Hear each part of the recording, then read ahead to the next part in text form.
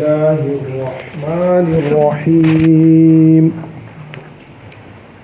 والذين كفروا أعمالهم كسراب بقيعة يحسبه الظمآن ماء حتى إذا جاءه لم يجده شيئا ووجد الله عنده فوفاه حسابه والله سريع الحساب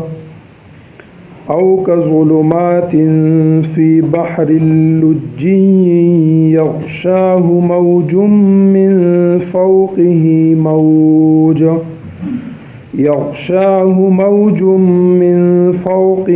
موج من فوقه سحاب ظلمات بعضها فوق بعض إذا أخرج يده لم يكد يراها ومن لم يجعل الله له نورا فما له من نور.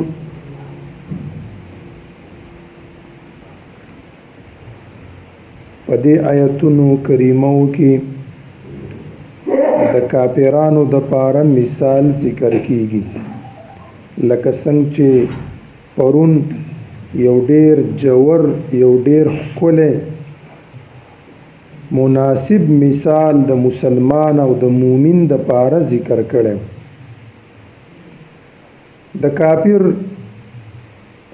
په کور کې دو قسم دي،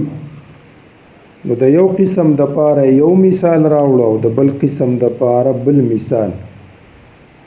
یو قسم کافران هغه دي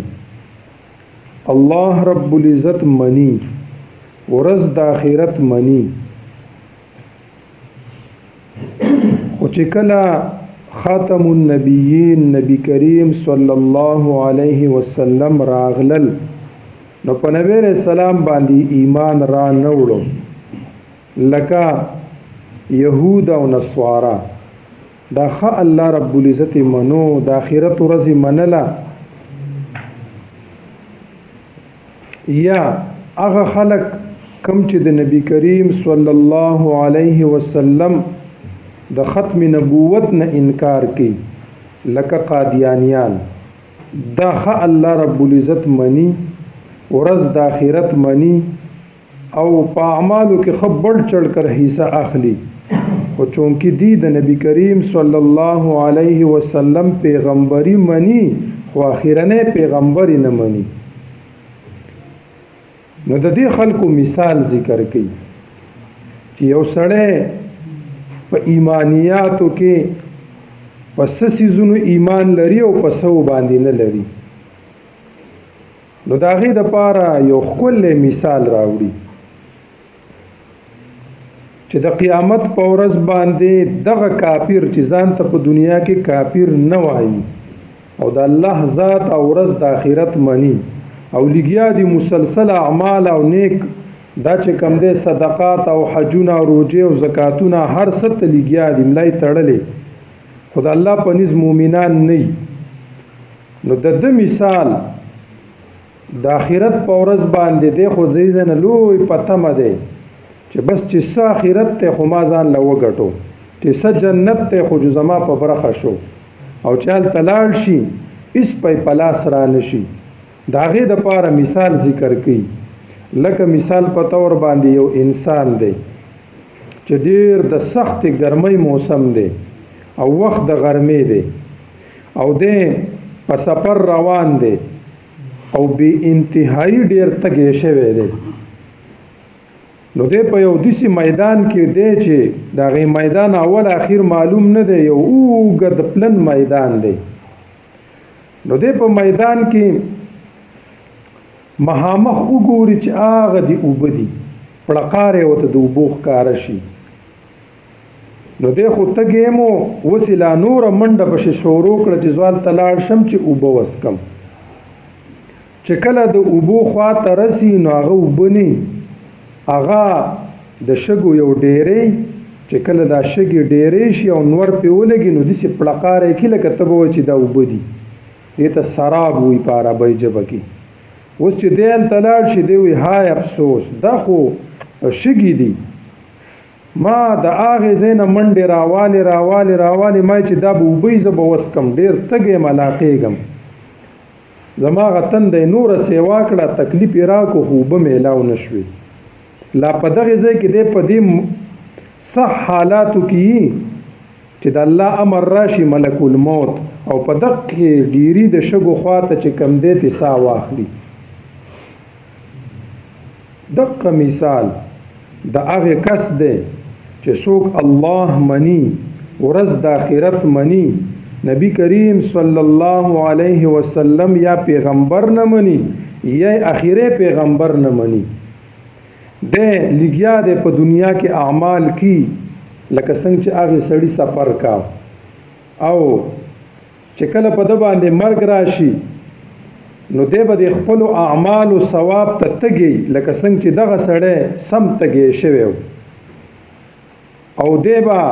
د خپل اعمال او ثواب ته محتاج لکه څنګه چې دغه سړی اوبو ته محتاج او دا سړی به د خپل اعمالو په ثواب دومره ډېر خوشحالېږي لکه څنګه چې دغه سړی د اوبو په لیدو سم خوشحاله شو او دی به هم د قیامت په ورځ باندې امیدوار او منډې به وي چې ما ته به ثواب میلاو شي لکه څنګه چې دغې سړي ته هغه منډه شروع کړه په میدان کې چې هغه د اوبه دي ما ته به میلاو شي. نو لکه څنګه چې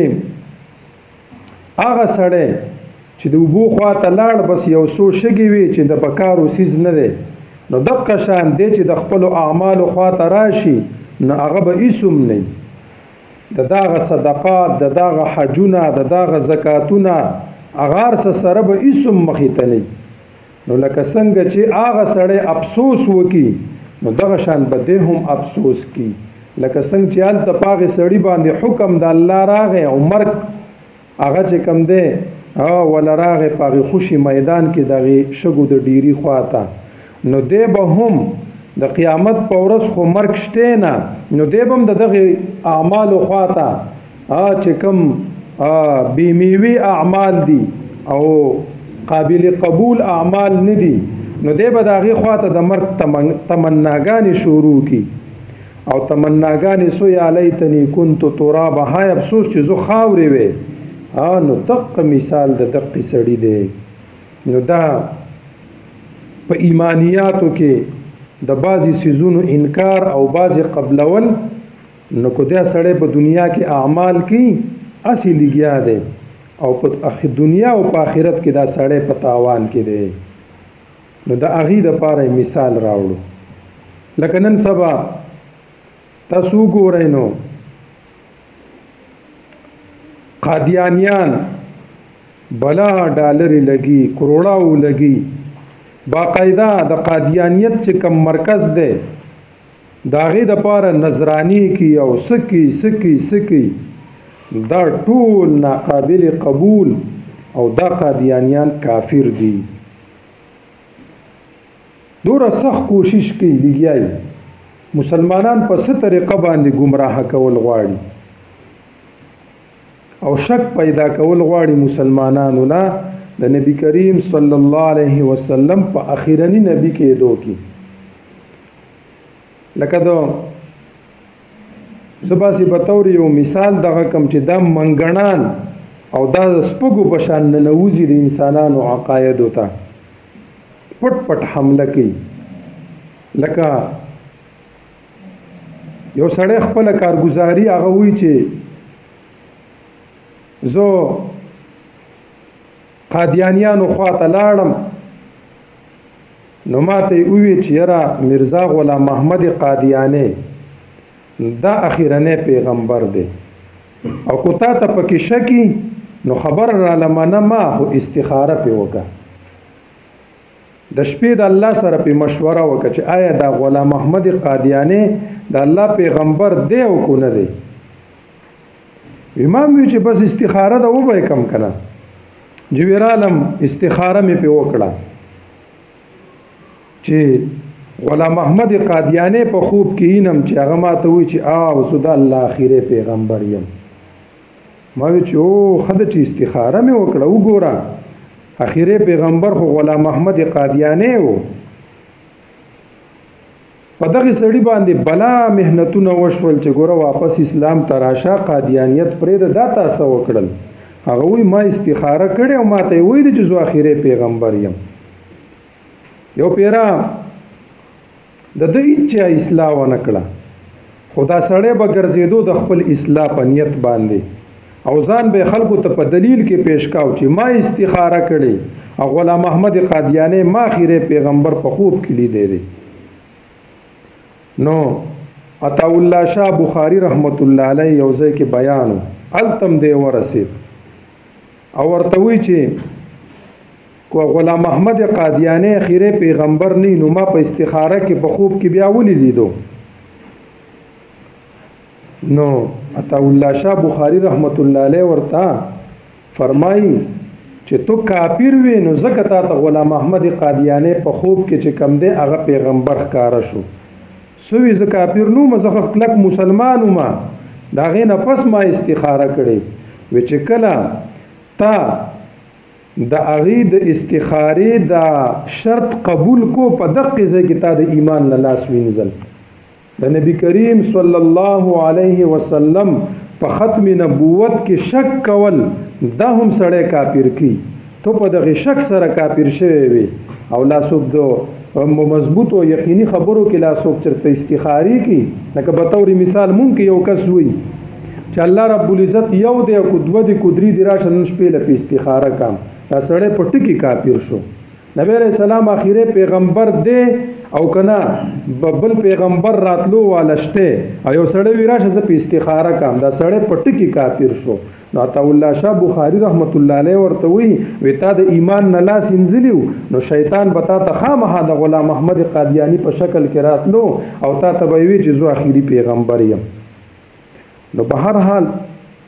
دا آیت کریمه دا چې کم دی دغه غیر دینو چې ځان ته دیندار وي او ځان ته چې کم دی هغه لوی لوی نسبتونه کوي نو دا به د قیامت په ورځ افسوس وکړي په خپل اعمالو چې دا لا موږ څه کړي. د دې سړي په شان والذین کفروا او هغه کسان چې کفر کړي اعمالهم د دې اعمال کسرابن پشانتی د شګوګل بقیعتن د یو پراخ میدان یحسبه الظمآن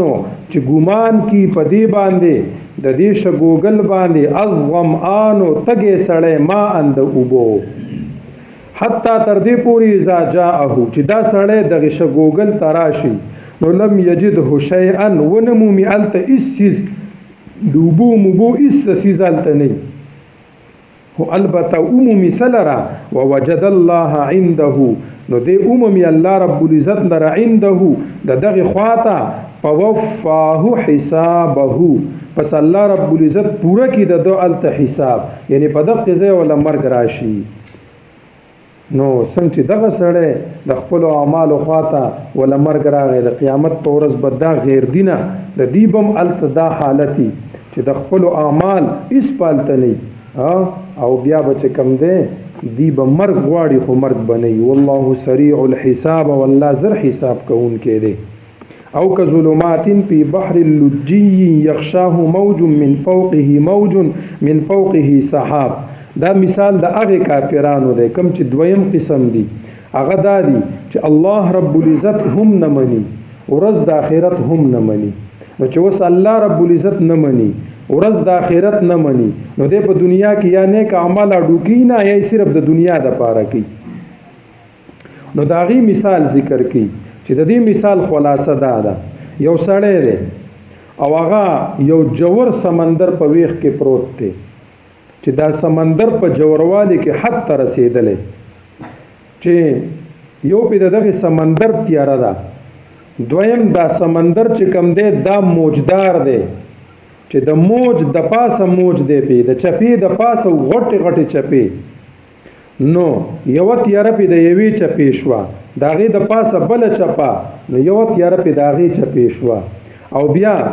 دغه شپه چې کم ده د وریځ ده نو یو تیاره په د وریځ ده او د تیارو د پاسه دی په تیارو کې چې کم دی پروت دی لاندې دی او د پاسه په یو د سمندر تیاره ده یو په د موج تیاره ده بل په د موج تیاره ده بل په د شپې تیاره ده بل په د وریځ تیاره ده د تیارو په د ته بته کې پروت دی دومره دی په لوی تیاره کې پروت دی چې کو دی خپل لاس روکاږي او ځان له وته ګوري نو دی خپل لاس نشي لیدي دومره سخت تیاره ده نو دا د هغه کافر مثال دی څوک چې د الله د ذات نه انکار کوي یا د ورځې د آخرت نه انکار کوي نو د هغه دویم کافر مثال ذکر کوي او کظلمات یا پشانتی د تیارو پی بحر په دریاب کې لجین جوور دریاب یغشاه چې راخوروي په دې دریاب باندې راخوروي په دې سړی باندې موجون اغا چپا من فوقه موج چې د پاسه د هغې بله چپوي من فوقه سحاب چې د پاسه د هغې وریځ وي ظلمات تیری وي بعضها فوق بعض بعضې تیری د پاسه د بعضو اذا اخرج يده هر کله چې دا سړی روباسي خپل لاس لم یکد یراها نږدې نه ده چې د خپل لاس قدرې ویني نو دا دغه کافر مثال دی چې د دومره په لویو تیارو په جهالت او په ظلماتو کې پروت دی او دا د دنیا د ټولو نه بیوقوف ترین سړی دی دا احمق ترین سړی دی دا د ټولو نه ډیر لوی کم عقل دی اگر چې هغه ځان ته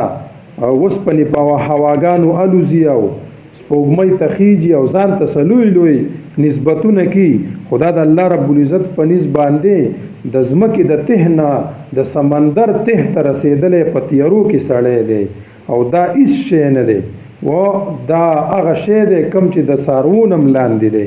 ومن لم یجعل الله له نورا او د چا دپاره چې الله رب العزت نور نه وي ګرځولی فما له من نور پس نه به وي د دې سړي دپاره نور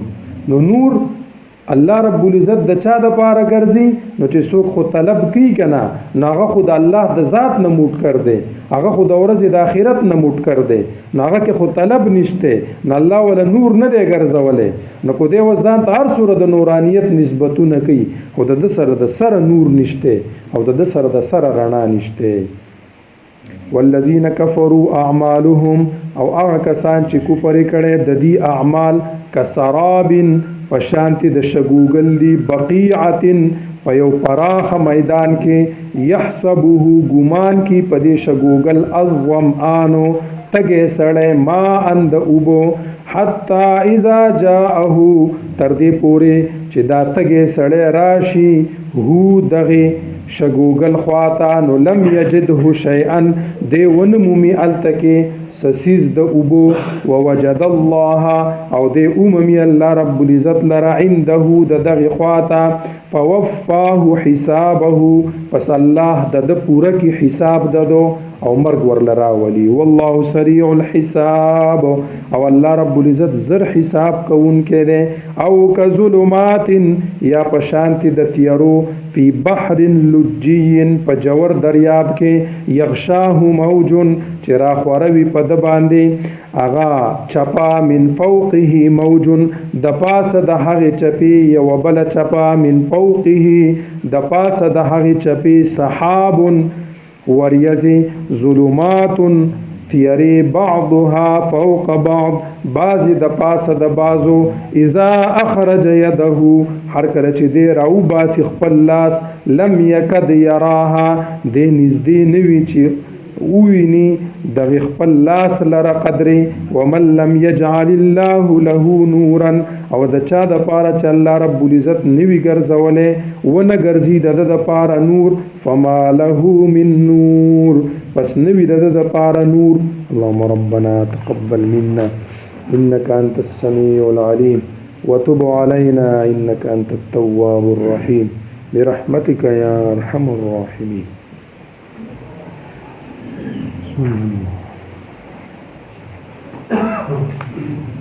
Thank you.